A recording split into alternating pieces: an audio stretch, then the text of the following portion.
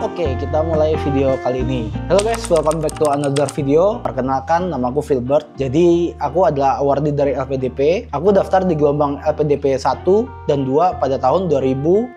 Pada kesempatan kali ini, aku ingin membahas tentang masa sanggah. Sebab hal ini banyak yang teman-teman mungkin belum tahu masa sanggah itu apa. Umumnya, teman-teman itu mengetahui masa-masa yang harus dilewati itu adalah seleksi administrasi, seleksi skolastik, dan seleksi substansi. Tapi masa sanggah itu ada di mana ya teman-teman?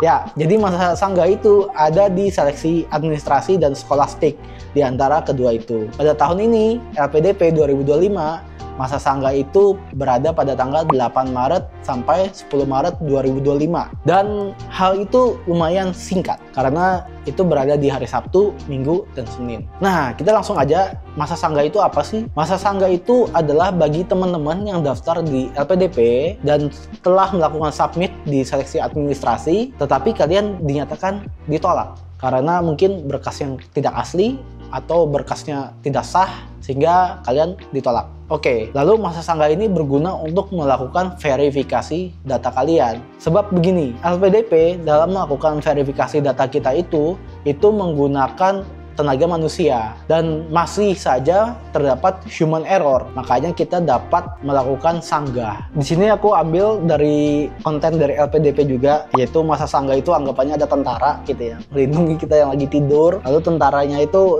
dilemparin apa itu untuk melindungi kita. Demikian juga itu contohnya masa sanggah. Tapi teman-teman jangan lupa like dan subscribe video kali ini. Video ini akan membahas dan membantu teman-teman untuk bisa lolos dalam LPDP 2025. Oke, kita langsung aja back to the topic. Seperti kasus aku, yang dimana aku itu dinyatakan gagal karena LOA aku tuh tidak memenuhi standar. Padahal kan LOA itu dikeluarkan dari kampus kan, dan kampusku bekerja sama dengan LPDP. Lalu ya salahnya di mana? Kan aneh. Nah, ternyata singkat cerita itu adalah kesalahan dari verifikasi human error. Lalu masa sanggah ini kalian hanya bisa untuk memverifikasi data yang udah ada.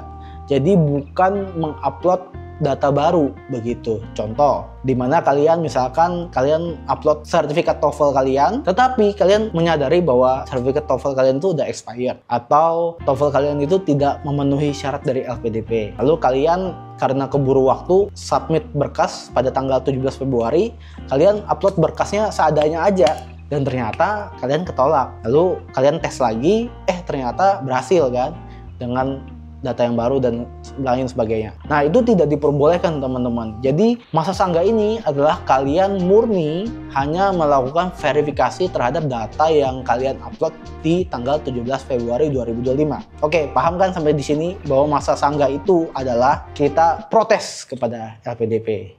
Dalam tanda kutip ya. Jadi pengalamanku adalah ketika aku daftar di gelombang 2 atau batch 2 2024, aku itu menggunakan data-data yang sudah aku gunakan di gelombang 1. Yang dimana pada saat aku submit di gelombang 1, aku itu sampai ke tahap namanya seleksi substansi.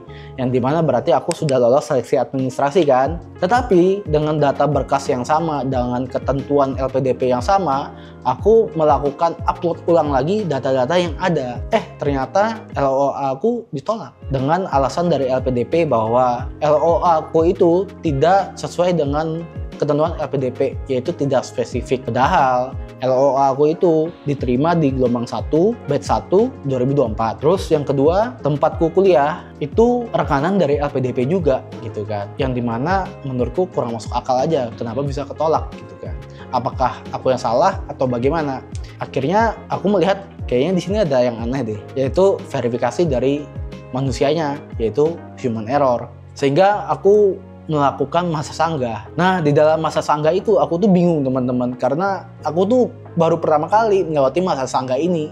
Sehingga akhirnya aku carilah informasi di YouTube gitu kan. Dan akhirnya ada salah satu yang aku ikutin lah langkah-langkahnya. Dan begitu juga aku ingin membagikan video ini kepada teman-teman supaya teman-teman bisa lah nanti kalau kalian menghadapi namanya masa sanggah. Dan semua yang ada di dunia itu pasti ada tipsnya teman-teman. Jadi kali ini aku ingin bagikan dulu tips dalam masa sanggah. Sini aku ambil aja konten dari LPDP ya. Jadi ada ketentuannya dalam kita menyanggah. Jadi yang pertama, jika kalian mempunyai banyak yang tidak sesuai dengan LPDP, misalkan ada dokumen, contoh kalian pertama LOA-nya tidak sesuai. Yang kedua, sertifikat TOEFL tidak sesuai atau ijazah tidak sesuai. Nah, di situ kan akan muncul 3 gitu kan. Nah, kalian harus menyanggah ketiga-tiganya itu. Dan kalian menyanggahnya sesuai dengan dokumen yang kalian sanggah. Jadi misalkan kalian menjelaskan tentang LOA, maka tuliskan di bagian yang LOA-nya. Atau menuliskan TOEFL-nya di bagian yang ditolak oleh LPDP yang bagian TOEFL-nya. Setiap sanggahan itu wajib diisi dengan minimal 300 karakter dengan maksimal 100 kata. Jadi 100 kata itu sangat terbatas dan sangat sedikit. Jadi kalian menulisnya harus kalian atur sedemikian rupa agar informasi sanggahan kalian, verifikasi dari kalian itu singkat, padat, dan jelas dan bermakna. Jangan sampai nggak bermakna, teman-teman. Kalian bisa disetujui, bisa tidak. Syaratnya begini, jika kalian ditolak oleh LPDP karena ada 3 dokumen yang tidak sah, maka kalian harus menyanggahkan 3 dokumennya. Dan 3-tiganya itu harus disetujui dengan LPDP, baru kalian dinyatakan lulus. Tetapi jika dari 3 itu kalian diterima cuma 2, sedangkan 1 dinyatakan gagal, maka kalian dinyatakan tidak lulus administrasi. Jadi itu semuanya kalian harus sanggah dan harus lulus. Oke, paham kan sampai di sini? Dan ini adalah sesi terakhir, yaitu bagaimana cara menyanggah. Oke, aku lihat di sini ya teman-teman, aku nulis. Oke, yang pertama adalah kalian itu harus mengikuti atau dokumen kalian itu harus sesuai dengan buklet dari LPDP terlebih dahulu. Jadi harus sesuai dengan LPDP. Yang kedua, ya seperti yang aku katakan tadi, karena kan terbatas ya 100 kata. Jadi sampaikanlah sanggahan kalian itu dengan singkat, padat, jelas, bermakna, dan tidak berbelit-belit. Yang ketiga adalah sampaikan sanggahan kalian itu dengan bukti. Kalian bisa sampaikan nanti seperti kalian masukkan di Google Drive, linknya di dalam teks bagian sanggahan itu. Dan Google Drive itu kalian masukkan file-file pendukung kalian begitu.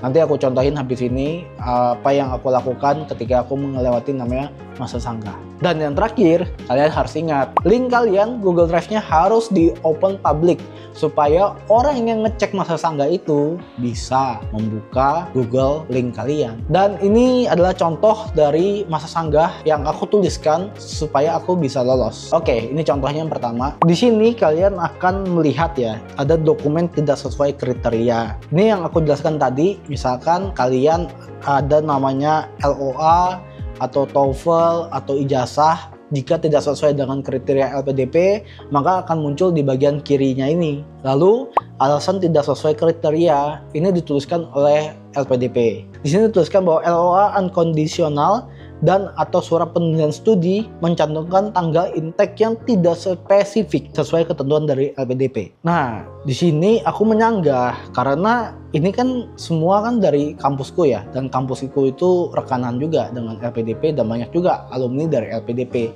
Masa salah kan aneh ya. Nah, lalu di sini aku tulis nih, aku bacakan sanggahan Anda.